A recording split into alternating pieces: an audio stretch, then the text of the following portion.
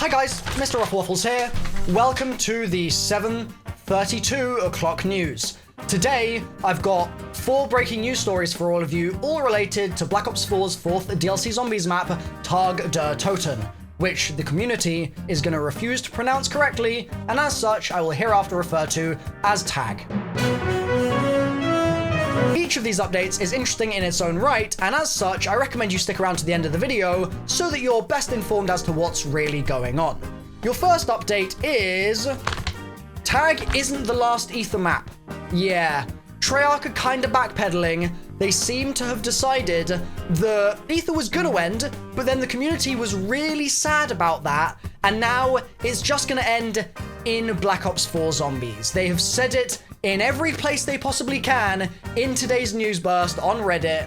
In fact, I'll read you one of the quotes now. They say, our final 2 Black Ops Pass multiplayer maps will be dropping this Monday as part of Operation Dark Divide, and the conclusion of the Black Ops 4 Zombies Aether story with Tag, which is clearly them basically saying, oh god, we messed up. Oh god, oh no, we can't end it this way. We actually can't end it this way. There's only 6 people left working on the Zombies team, and if they have to work on Chaos, there's gonna be 6 less. They just can't do it, man. So it seems like Aether is gonna keep going.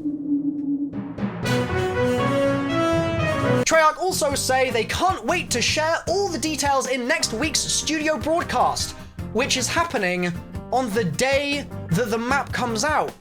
So it's a little bit pointless for Zombies fans by the sounds of things. They say there's a world premiere of gameplay footage for the MP maps, a walkthrough of some new Blackout stuff, and lots to cover in the finale of Black Ops 4 Zombies with the dev team.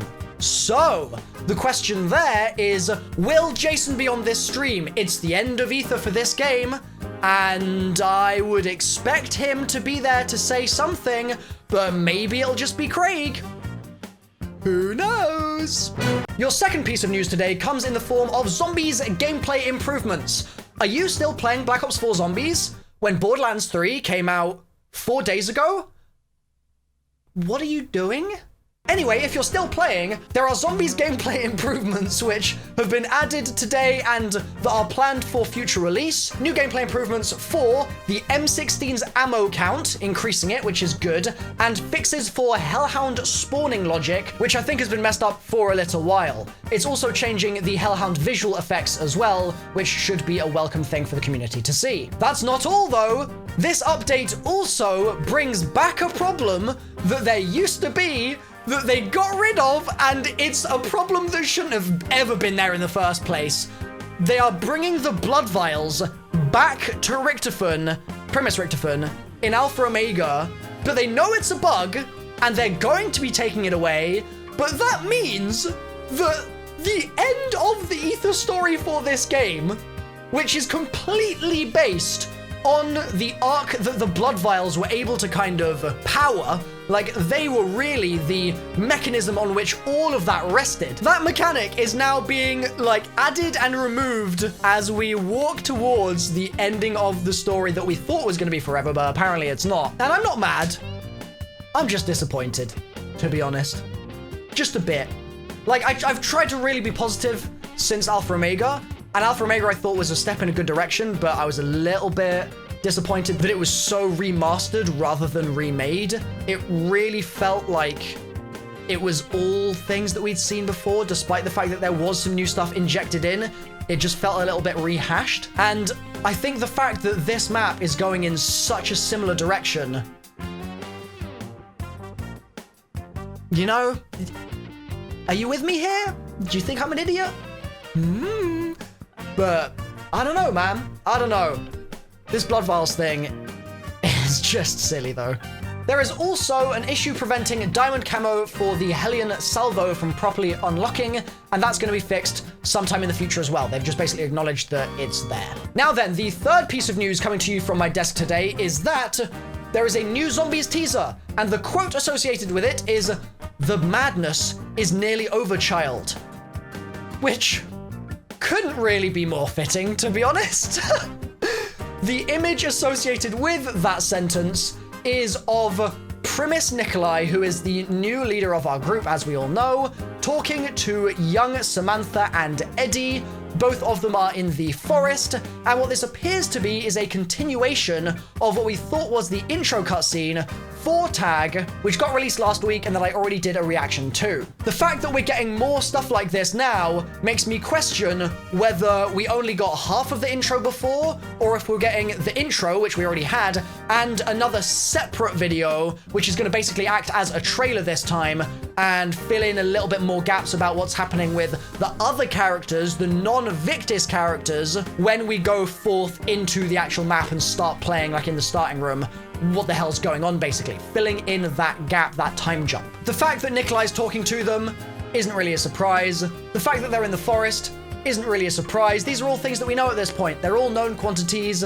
The madness is nearly over.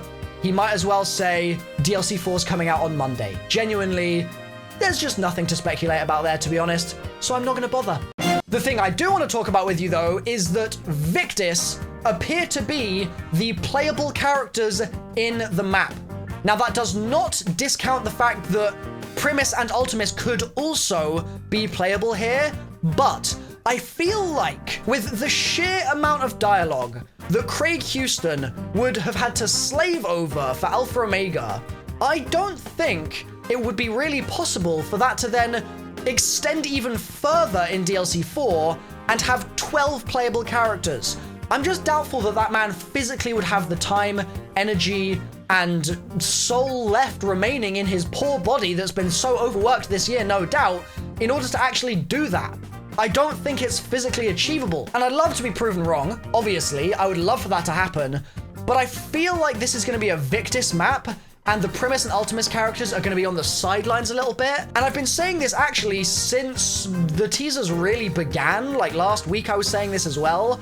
I think what's happening here is that Primus and Ultimus are in the forest, and they're saying that with this power, i.e. the elemental shard, and the means to control it, as in they're projecting into the future and saying, once we have those means, we'll be able to go anywhere we please, and that will give us access to the way through, which will allow us to follow through the prophecy of Classified and enter the great battle with Dr. Monty and end the story in a slideshow cutscene at the end of DLC4 once we beat the Easter egg.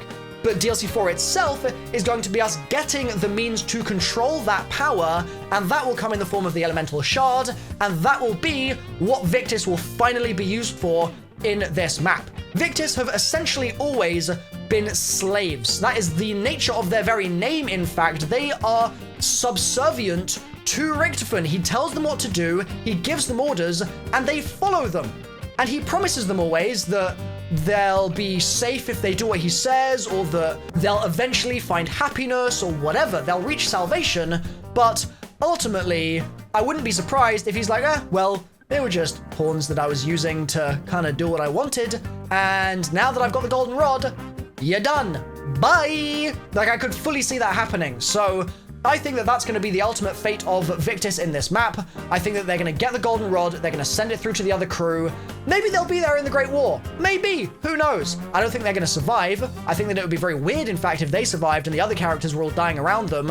And I think that they might even be used a little bit as kind of emotional chess pieces to kind of knock over and try and make this feel like a bit more of a momentous occasion.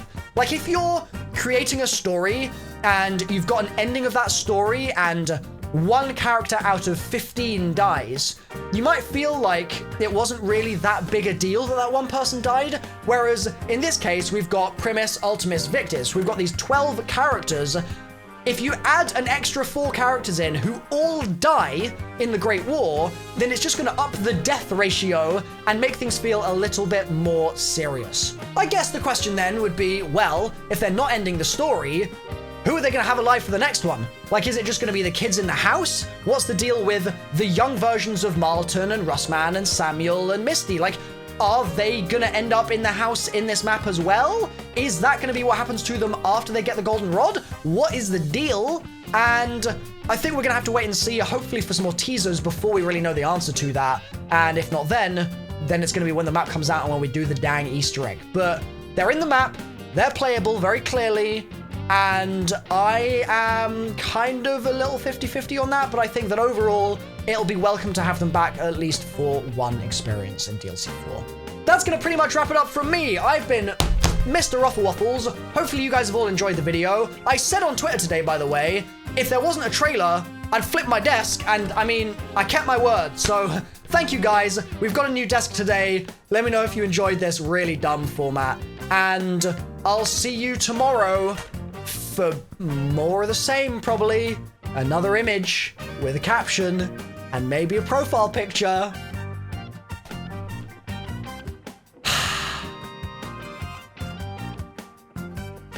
See you then, guys. Bye for now.